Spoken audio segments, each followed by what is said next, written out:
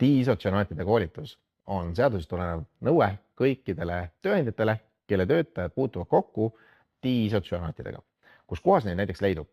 Näiteks siis ehituslikud ja tööstuslikud vahud, silikonid, näiteks siis krundid, nii-öelda primarid, ehk siis neid kohti, kus neid kasutatakse, neid diisotsüanaate on päris palju. Kõige lihtsam viis, võtke oma kemikaalijoodsuskaardid, pange Ctrl F otsingusse diisotsüanaat ja te saate teada, kas nad on seal sees või ei ole seal sees. Ja kui kindel ei ole, loomulikult aitame ka sellega, et aidata selgeks teha, kas need on seal või ei ole seal.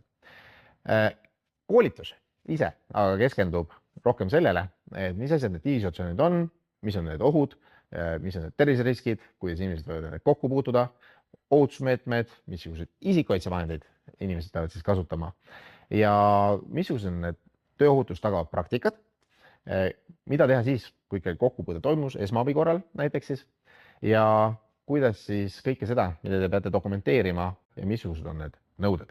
Kui nüüd tuleb välja, et teil on tarvis diisotsüanaatide koolitust ja teie töötajatel on see läbimata, võtke meiega ühendust info@proots.ee ja me võtame juba teiega ise ühendust.